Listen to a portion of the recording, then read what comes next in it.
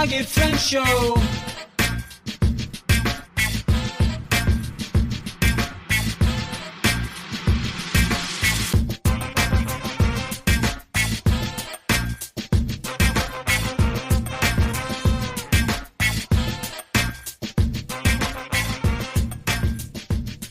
What's up, my Bloggy friends? Famous Ashley Grant here, and I just want to welcome you to the Bloggy Friends Show. We're so excited to have you join us on this journey of sharing our knowledge and experiences with you. Whether you're a blogger, a content creator, or just someone who's interested in learning more about the digital world, we've got something for you. So grab your notebook and a pen to take some notes, or just sit back and take in all the amazing information and ideas we're about to share with you. Let's get into it. What's funny is the reason that I reached out to you is because you started showing up in my Facebook feed like crazy. So I feel like that's fitting for what we're going to talk about. So yeah, Facebook is your like thing right now. Like it's amazing. And of course I love Amanda Bond. I just interviewed her and she started promoting you as well. And I was like, oh my goodness, this is worlds colliding. But Jeff, welcome to the show. I'm so stoked to have you here. For anyone who doesn't know, can you tell us a little bit about what it is you do? Yeah. Well, first, in a former life, I was I'm still a certified financial planner, but I had my own wealth management firm that I eventually sold whenever the online business kind of took over. And the online business at that time was predominantly the blog, goodfinancialsense.com. With it, there was a podcast, there's been a YouTube channel, but there was no doubt the prime revenue driver was the website. And a lot of that revenue came from search engine optimization, being found for search results, and affiliate conversions, display ads, all the good stuff. And that was an amazing business model until it wasn't. And then a few years ago, first it was just a lot of competition between every other major news site wanting some action in the affiliate game and creating their own affiliate pages, to then ChatGPT AI completely just decimating. So at one point in time, I think at a peak, I was getting around 1 million visitors a month to the website. And that was like, once again, running zero ads. That was all just straight from organic search to, I don't even check my analytics anymore. It's too depressing. But I think I'm getting around 20,000 visitors a month, maybe if I'm lucky, just to kind of give you like from the peak to the valley I'm at now. So that kind of led to like, all right, what am I going to do next? And there has been some business coaching, which I also enjoy doing, helping with small business owners, entrepreneurs, but then kind of stumbling into Facebook, which was just like a thing, which I'm sure we'll talk more about now. But it's still the Good Financial Sense name, which is kind of cool. Like the brand that didn't die. It just now lives predominantly on Facebook. That's crazy. And, unfortunately, it's so sad, but you're not alone in what you're saying. I interviewed someone last year who she was getting about 1 million views a month, and she's getting about 10,000 now. And it was devastating. So it's interesting that you pivoted to borrowed land. So tell us a little bit about how you started, I guess the light bulb moment that made you go, hey, maybe I should be on Facebook more. Yeah, it wasn't a strategic pivot. I wish I could tell you that I'm like, oh, I saw it, I'm going to pivot this way, redirect and focus on my efforts. It actually started with Instagram. And so my wife, she's built three six-figure businesses, but prior to that, 2 6-figure businesses on Instagram. And then kind of like took a sabbatical or took some time off. And basically it's been like 8 years. And so she jumped on it again. And now she's got an Instagram account, a brand new when she started over a year ago. It's like over 200,000 followers now. And she teaches business owners like basically how to grow on Instagram. So anyway, she started growing on Instagram. I'm like, I've got nothing else going on. Let's just make it a pet project, because also during that stretch, I had a YouTube channel that I tried to revive several times, and nothing I did worked. And it was just very humbling, right? SEO, my blog's not working. YouTube's not working. Okay, maybe we'll just try Instagram. So I started doing 1 to 2, I think initially like 1 reel a day. I went to 2 reels a day.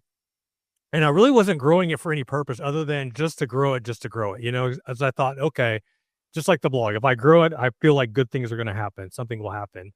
And as I'm publishing reels to Instagram, at that time, you had the option to cross post over to Facebook. So I thought, okay, might as well. It doesn't hurt anything. I don't care about Facebook, but I'll go ahead and publish them over there. And then I wasn't really logging into Facebook. I ended up checking, I think one day, and I saw that one of the reels that I posted to Instagram that I think maybe got like 10 or 15,000 views on Instagram ended up getting like three, four, 500,000, maybe even like 700,000 views on Facebook. And I'm like, well, that's weird. And at that point, I was using it's so stupid how it works, but like you could use would have been like I would call it copyrighted music on Instagram. And at that point, they would pay you for their bonuses on Instagram, right? Even if you're using like trending music, right? But if you use the same music on over on Facebook, you wouldn't get paid. Like never made sense to me. It's still meta, but whatever. It doesn't matter. And I think they ended up having some class action lawsuit regarding that. So anyway, all that to say, so I got 700,000 views, didn't make a dime, but once again, didn't really care. And then it wasn't until I think it was May 2024, I posted a screenshot of a tweet that I thought was funny, posted to my Facebook page, had no intention of like, just I thought it was funny, posted it. And then it was like a month later, I logged in again and saw that there was a pending payment of a $137 from, and when I dug deeper, it was from that and another post that I made. Once again, I'm not trying to make money, but you could make money at the point in time. So I was initially confused. Wait, Facebook's paying me for pictures? Like it wasn't even a picture of the screenshot that, somebody else's tweet. So that's when it all started. And the next month I'm like, okay, let me try something else. And there was another tweet that I had posted before that it went viral. It had something to do with Taylor Swift. Posted that one on my page. That one made like $500. So now I think I found something. I think I figured it out. And the next month I didn't figure it out because I made another like $120, $130. But either way, it was those posts that at least opened the door to like, hey, there's something here. And I wish I could tell you that I went all in at that point in time. It took me a while to really go all in because at that point I've got other things I'm working on, building out like a coaching funnel. Like it was just this thing that I really didn't care about until I think it was December, January. I ended up making $10,000. Wow. Combination of reels and like photos, essentially. And once again, photos are not me taking pictures of my kids or my family. It's me finding other people's posts and taking screenshots and then adding my caption to it. And around then is kind of when it all started to make sense of like, wait, okay, I'm only giving like 30% effort here. What would it look like if I actually took this thing seriously? And that's eventually when it started to take off. Now, when you posted that first thing that got you the $137, did you have a lot of followers? Oh, so going back around that time, I think I had around 25,000 followers. And for somebody starting off, that might sound like a lot. And I guess in theory it is, but you also have to realize I started the page in 2009. So from 2009 to 2024, I had accumulated around 25,000 followers. So it wasn't like a super engaged community. Or, it's not like I was posting there a lot. Community, like I would post to be done, right? There was no there was no dialogue going on with people. It wasn't like I was trying to foster a community. Many of those people had been following me for quite some time based on the blog and everything else. So yeah, so about that time, there was around 25,000. Wow. Okay. So how many followers do you have now? So now I have just over 370,000. Holy cow. And that's only in like a year? Isn't that crazy? That is. That's insane. So, okay. So you finally see it clicks. What happens next? So I would say December, January, I see that it clicks. And then I think it was either February or March, I had a post get flagged. And it was flagged because it was it was meant to be satire, it was parody. It was a screenshot of somebody posted, I think it was on X, and it was a picture of a Temu factory burning. And the caption said, Temu factory on fire, $18 worth of inventory loss or something like that. Like it was meant to be stupid, right? So I reposted it because once again, I thought it was funny. I have a very dry sense of humor. I love posting things I think are stupid, right? Like one of my favorite movies of all time is Dumb and Dumber, Jim Carrey, just to give you a sense of like the type of humor that I cater to. So posted that to my page. Once again, just trying to have fun. And then it got fact checked, which is not a thing that usually happens on Facebook, but it got fact checked and it got dinged.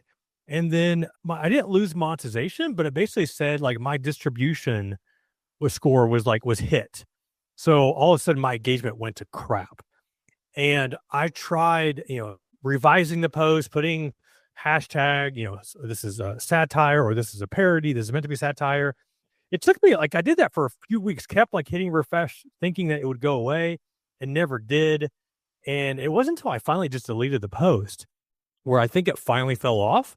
But when that happened for me, that was a huge PTSD moment for several reasons. One, I hate compliance. I hate getting dinged. It became this all right, Facebook, screw you. Like if I'm going to get dinged over that, then I'm just going to forget it. I don't even care anymore. So once again, I had other things that I was still focusing on growing. So I walked away. I didn't walk away. I still posted, but I wasn't trying to get to that 5-figure level again, if that makes sense. And if you want to ask a question there, or I can keep going. Keep going. So that was, I think, March, April. And then I'm following other Facebook pages that are, creating content. And then I came across a guy on YouTube that talks a lot about Facebook monetization. And between what I was seeing on Facebook with other creators and what he said about how much to post, which was like posting more than 20 times a day, the thought came back in of okay, what if I just go all in, really, really go all in? I know I said last time I went all in, I really want to go all in and see what happens. And so I did. And I think that was April of this year. So it went from making, I hit that 5-figure month, but then it dropped back down to I think it was 1,700. And then it was 3,000. And I can't remember the trajectory, but I remember the month I went all in, I ended up getting back to 10 or 15,000 again pretty quickly that next month. Wow. So it was 15,000, 30,000, 35,000, 39,000. And that's when I'm okay, it's let's go time, right? So what changed then versus the first time was I still did reels, but I was not doing 1 to 2 a day. But I ramped up my posting. I went from doing 8 posts a day to 12 a day, 16 a day, 20 a day, 24 a day. I did go up to 30 plus a day, but that was a lot to manage. And also I do felt like the engagement fell off a little bit. So for me, I found that sweet spot at around 24 posts a day. Wow. So, okay, that's a lot to unpack. So I guess let's kind of back it up just a little bit. First of all, how'd you get in the monetization program in the beginning? Yeah, that's a great question. I don't know. I think this is my theory. Since it was an older page, I don't know if I was great. So essentially, okay, I'm sorry. The answer to that question is I got the invitation. If I want to do I want to enroll in the content monetization? What I don't know the answer to was before Facebook content monetization, it was ads on Reels with its own program, so just specifically for Reels. And then you also had the performance bonus program, which was for basically pictures and text posts. I don't remember raising my hand and saying I'm interested in either one of those programs. So when I got paid $137, like I said, I don't know. I don't remember saying yes. Okay, go ahead and sign me up. Why not?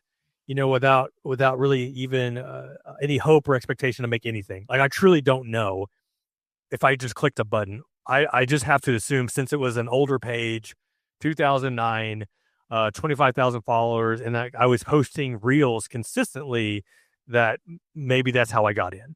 That's all I know. I do know, as far as content monetization, I did get the invitation of hey, do you want to enroll in this?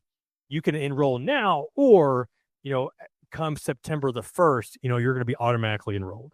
Okay. And I was really hesitant at first to do it, but I thought, well, I might as well, because at that point in time, I was only getting paid for pictures. I don't know if ads on Reels was still going on then, but I was intrigued with getting paid for stories and also getting paid. They had these bonus offerings, that I wasn't getting. So that was the reason. I think it was July 11th, if I recall correctly, is when I decided to switch over from performance bonus over to Facebook content monetization. Okay. So in your opinion, how would someone get into it today? Because I know that it's not very clear how to get in it. No, like it's if you are a brand new page, something that I think just came out fairly recently. Like my wife actually found it, and it's on. I don't have a link. I have it. I can send it to you. But basically, it says if you're a new page, you have to show one post original content. The second thing is like you have to post consistently. So you have to be in there for at least 30 days. Okay. So if you create a brand new page, do not expect to get any sort of invitation for at least 30 days. So that's for a brand new page. So with that brand new page, should you immediately jump into 20 times a day posting? You could try. I think you'll get burned out really quick. Yeah. And also engagement is another piece of that. So I don't know like the answer, like the right answer. I always tell people a sweet spot is like 5 to 8 times a day. Okay. I think that's a good place to try. What are you posting? It could be a combination of text posts. I think they call it Toby, the text on blank. They call it Toby. I don't know what it stands for, but it's like, if it's short enough, if it's a text post and it's short enough, you can add like a colored background to it. Yeah. Whether it be black or blue or something. If you go too long, you can't do that. So, but those are pretty quick. And depending on your niche, I mean, you could find some viral ones in your space, jumping ahead a little bit, but here and having ChatGPT, like, hey, use this one, give me 20 other examples, right? So now you've got some text posts in there. So I think it's a combination of text posts, picture posts, whether it be your own pictures, screenshots of other people, and then also Reels. The one thing I can tell you that with Reels before, like I said, I wasn't making any money, but I did grow from the Reels that I was posting. Okay. Because I think I went from like 25,000. I think it was in September of 24, I hit 50,000. So I grew like 25,000 from May until September. And that was predominantly from doing Reels. Wow. Not so much from pictures. So, and it sounds like, because you went from 25,000 to over 300,000 people that are following you, it sounds like it was a lot of non-followers who were finding you and finding your stuff. Yeah. One of the, and I don't know how this works, but like, whenever you post something on Facebook, it will give you a breakdown of what percentage of followers and non-followers. And obviously when you can go from 98% followers, 2% followers, or I'm sorry, 98% followers and 2% non-followers to a majority non-followers, like that's the sweet spot, right? That's when you're getting good engagement. And not every post does that, but a good majority of them do. And, that's basically just creating content that's getting some sort of engagement, which for obviously comments are great. Likes are great. It's the shares. Yeah. If you can create content that people want to share, like that's it. That if you can look through it through that lens, which like I said, I wasn't looking at through that lens. I just happened to create content that ended up working, not all of that worked, but a good majority of it did. But that's what led to, a lot of non-followers seeing it. And then obviously the followers coming after that. So if you can find something that someone will share, that's when you strike gold, it sounds like. That's it. Wow. Okay. So you're creating a lot of content. What kind of tools are you using to create all this magical stuff? Yeah. So that's where, ChatGPT has been a huge blessing. But even before that, I'm trying to think about when I really started to leverage it. But initially for me finding content, it was a combination of a few different things. One, obviously looking at other pages, in my niche, seeing what they're doing. Sometimes I would find stuff that they're doing and then create my own caption around that. But then, the Facebook algorithm, it just kind of knows what you're interested in. So I always tell people like, find pages like, in your niche. If you find a post that you like, that you think would resonate with your audience, like it, maybe even comment, bookmark it. And then when it ends up happening is that all of a sudden now the algorithm is sharing similar content with you. So feel free to like take a screenshot of that, share it as your own, especially if it's like a screenshot of like somebody else's post. I wouldn't encourage you if somebody's taking the time to create their own image and then share that as your own. I see people do it all the time. I'll admit it, in the beginning, I was guilty of that as myself. Now, what I would do is like when I actually just did this here recently, somebody posted talking about car possessions or repos in the United States. And I don't know where I saw it, if it was on Instagram, or I think it actually was on Instagram, which is not a common place I go.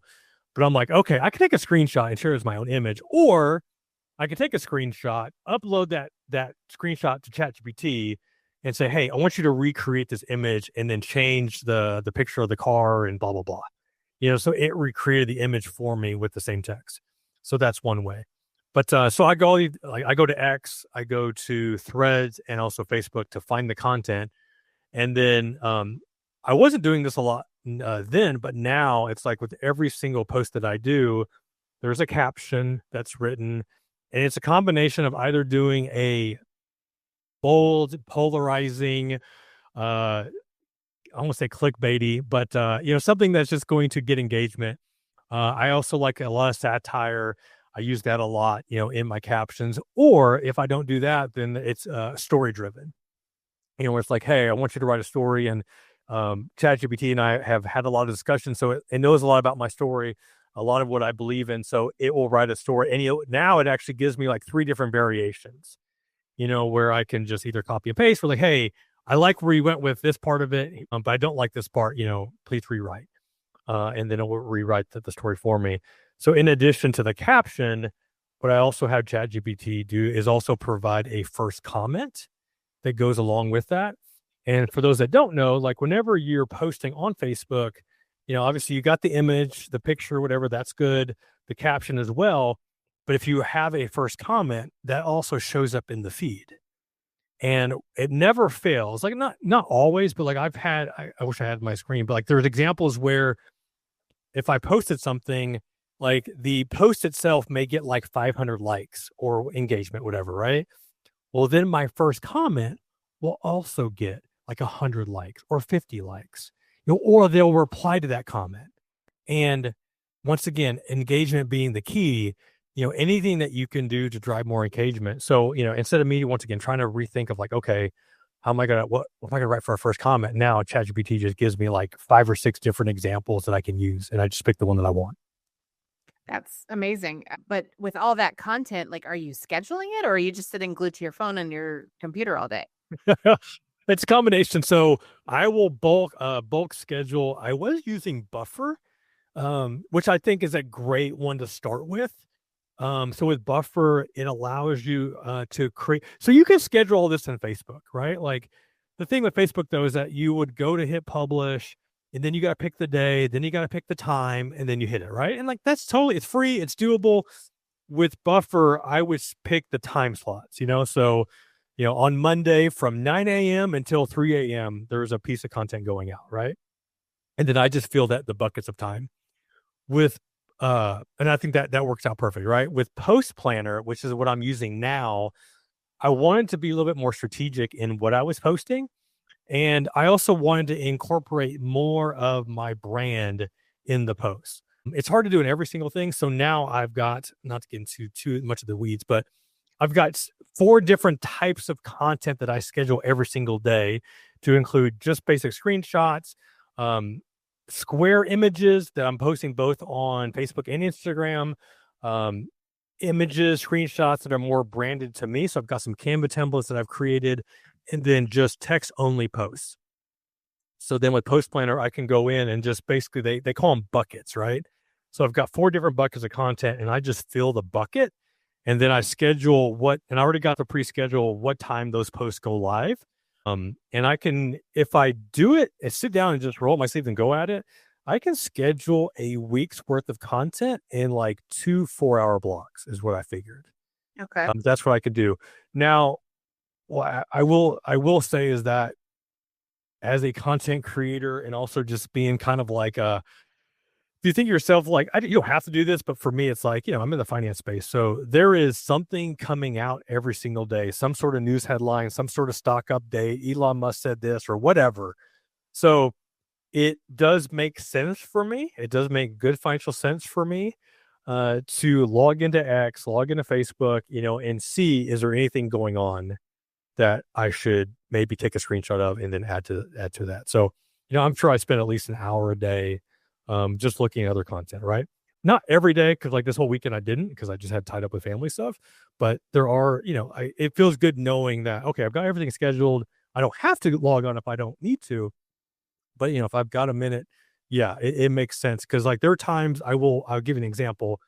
Something happened. I forgot what it was. I think it was like a stock update, and it was like 9 o'clock at night.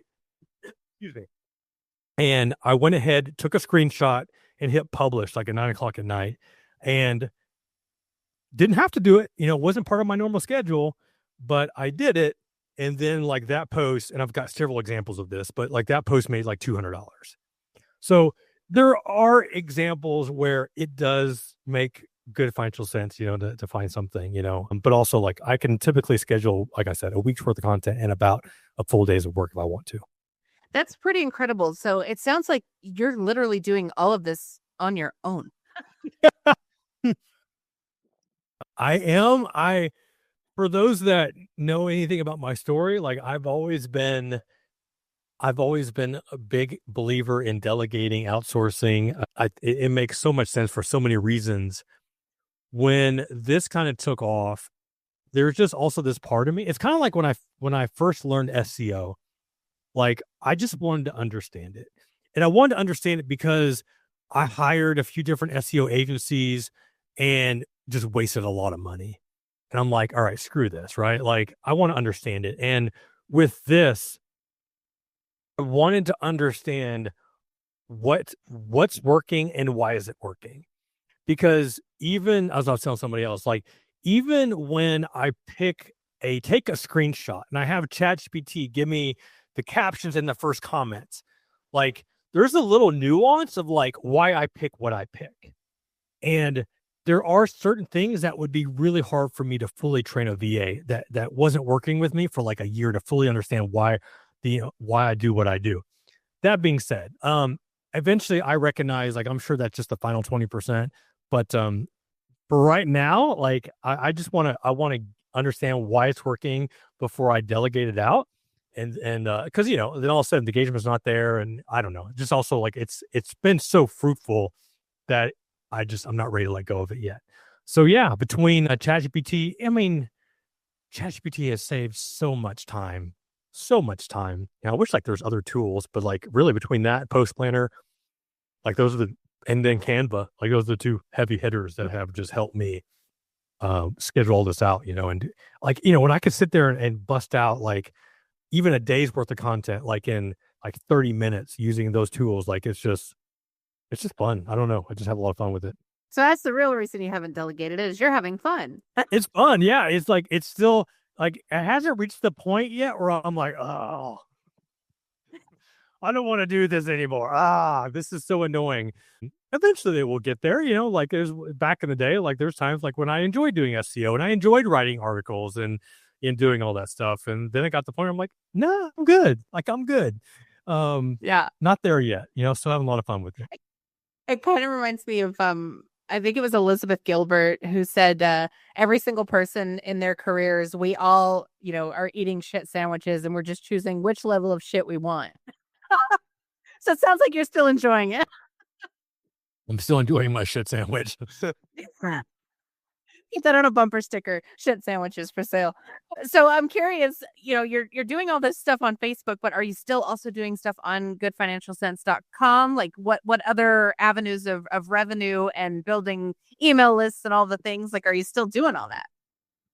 Yeah. So I basically I wrote off the website. I mean, not only do you have the trauma from the whole SEO or just the traffic falling down, they're also attached to that was a really bad business partnership that failed. That just ended horribly, and that led to thousands of dollars of therapy and a lot of work. So there was just so much emotional attachment to it that I'm just like, I'm done. I'm like literally done. I mean, and I will say that was a few years. I tried to rebuild it. I had a buddy of mine who owned like I'll call it an SEO agency.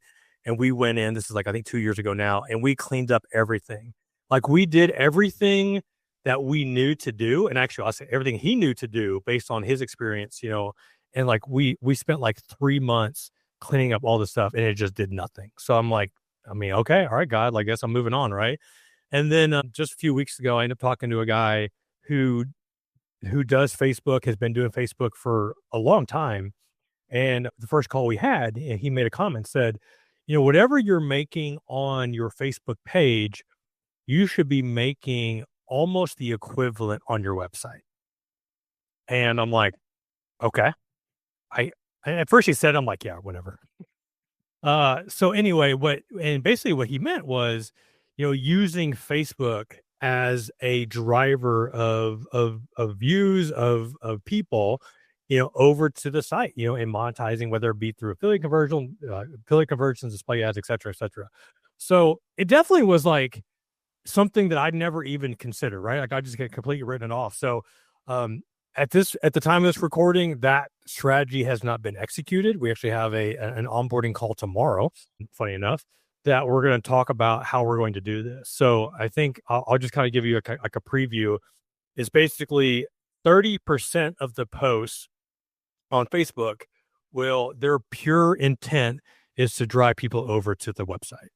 Okay. So like we're just to see what happens, right? And I'm like, okay, man, if I can go from, if I'm making 5,000 a month or 10,000 a month, like it's more than I'm making right now, fraction of what it used to make, but still, like, if there's an opportunity there, then yeah, why not? Like, let's see what can happen. So that is a monetization stream that I'm curious about. In addition to that, I created a course on Facebook just because when this happened, as you've learned, like I had no idea what I was doing, didn't even know it existed. And then I had a buddy of mine, also a former personal finance blogger, reach out to me, and he saw how many followers I'd gained in a short amount of time. And then, so, he texted me like, hey man, like, what are you doing? And I'm like, well, I'm just doing this. And like, by the way, I sent him a screenshot of my earnings. And he was like, is that from Facebook? Yeah. I'm like, yeah. He's like, Facebook pays you? I'm like, yeah, I know. Isn't that crazy? And so I end up having a bunch of people from the FinCon community reach out. And I'm like, okay, obviously I didn't know it existed. These guys don't know that it exists. Like, how many other creators out there have no idea that you can make money? And I also, like, that was like in the late summer that I got the idea of like maybe creating a course. And then also knowing that on September the 1st, that Facebook was doing away with all their other legacy monetization programs, or rolling them all up into Facebook content monetization. I'm like, you know what?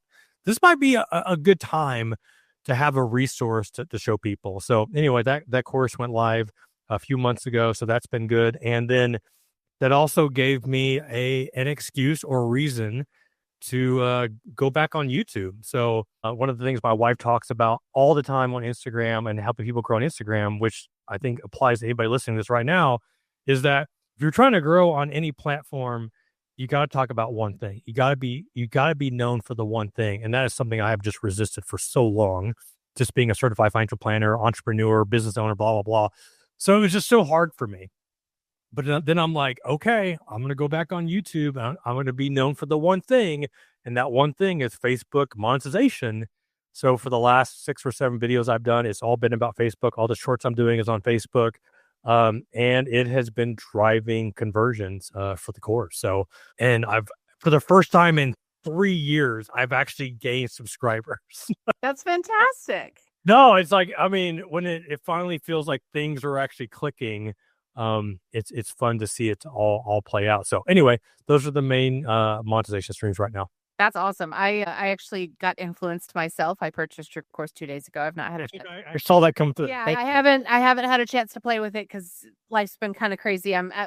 Interestingly enough, one of the things I'm doing is building my own Facebook page. I don't know if I told you this or not. I kind of got a little bit nutso whenever it comes to fitness.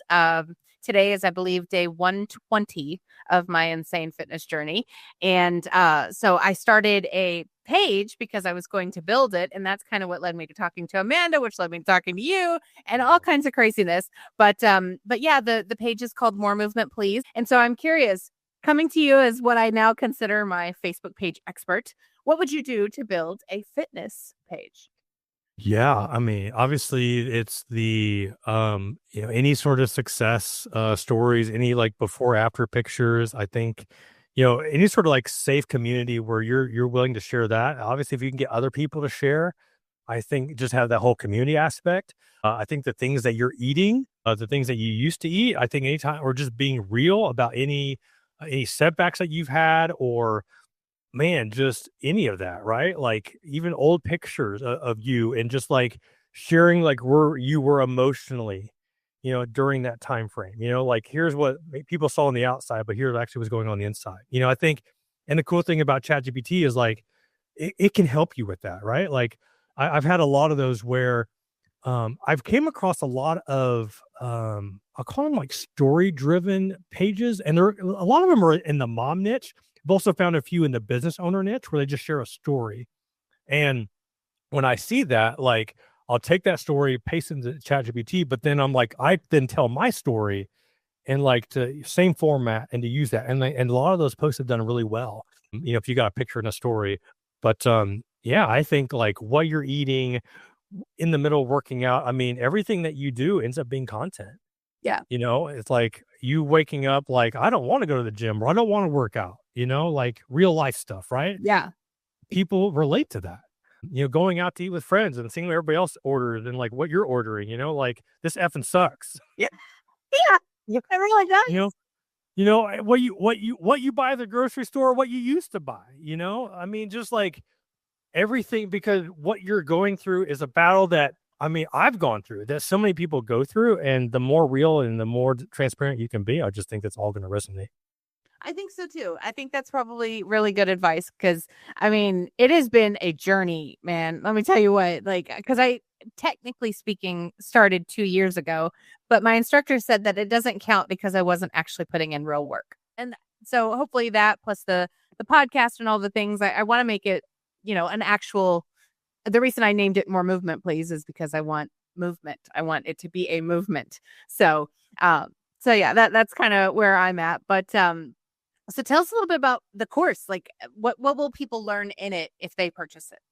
Yeah, I think for anybody that is just wanting to understand like how it works, how to find content for inspiration, for scheduling, how to schedule. I basically just show like everything that I learned from the beginning, up until now, and even just last week. What did I add? Oh, once again with the Facebook algorithm, like I have found so many different pages in so many different niches, that because a common question I would get is, what should I post about? What niche should I do? Like, is this one more profitable? Because that was definitely a misconception I had, is that me being in the finance space, especially on YouTube, right? Like for those that know YouTube, like if you were in the entrepreneurship space, business owner, finance, like your RPMs, your CPMs are just crazy, right? You just made so much more. Same thing with AdSense on the blog. We just always made more than like mom bloggers and like their tied, ads, whatever. So I just assumed that was the case with Facebook, the reason why I was making so much. But as I kept discovering more pages or people that would openly share how much they were making, I was blown away at all the different niches, from anywhere from thrifting, political, religion, mom lifestyle. It was all across the board. And the commonality was engagement. So anyway, I put a list, I created a list, and just like sharing all the different pages I've came across that people are making money. So anyway, so yeah, anything from how to post, what to post, how to find inspiration, scheduling things out, how I use AI, ChatGPT to craft everything. As I keep getting more feedback, it was kind of like a soft launch because I had no idea like how it would work, and so far the feedback has been really good. I haven't had anybody like complain about. Actually, I had one person complain because they said Facebook content monetization wasn't in their area, but they were in the United States. I'm like, it doesn't make sense to me. I don't know. I think you just want a refund. I don't know. I'm not picking up what you're putting down, but I'm going to go ahead and refund because right now it's easier. So that was one exception. But for the most part, the feedback has been amazing. And I had one guy, another FinConner, smaller page, had 7,000 followers. He ran with it, right? And treated it like a game, and had never made any money from Facebook prior to this. In his first month, he made just over $500. So that's awesome. It was cool. So he paid for the course. It paid for the course and then some. And like, it was so good because I'm like, I finally, because my concern with a lot of this is that, yeah, people buy the course, but man, I want people to actually take action, right? They take action and then see results. So I mean, when you had somebody that executed and also saw the results, like it was just cool to see. So yeah, it's that's what I teach. So we have to figure out how to get these viral posts that get us invited to this program. Yeah, there you go. That's awesome. Well, is there any last minute advice that I haven't thought to ask you about that you think you should include? Yeah, I think probably the biggest question I get from a lot still is content monetization. For those that have not been approved, because I still see people say I've got 30,000, 100,000, and I still not invited. Now I don't know the circumstances behind that, like without seeing their dashboard. Like I don't know if they got flagged for something, like me, did they posted like a Timu or Temu factory post and also got dinged? I don't know that. What I will tell you is that I just came across somebody else who had 7,000 followers on Facebook and they got in. And the thing that I'm seeing is that they have their Facebook account tied to Instagram. So I think if you just want to, and also my wife, once again, she has no interest in growing on Facebook. And, so she's been posting on Instagram and she got invited to, they called it a breakthrough bonus program where basically like if you post I think it was every day or 20 times a month for 3 months, like they pay her like $500 or something like that. She's like, oh, I might as well do it. So she did that. And then from that, she got invited into the content monetization program. So what I'm seeing is for those that are also posting on Instagram, it kind of is this fast track.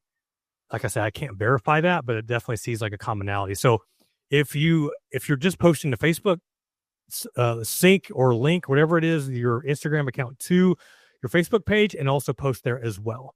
I think that's a way. And they also will give you different challenges like on a weekly basis, which is like get 3 new followers, post this. I forgot whatever they say, but you'll see it in your dashboard. Whatever those are, do it.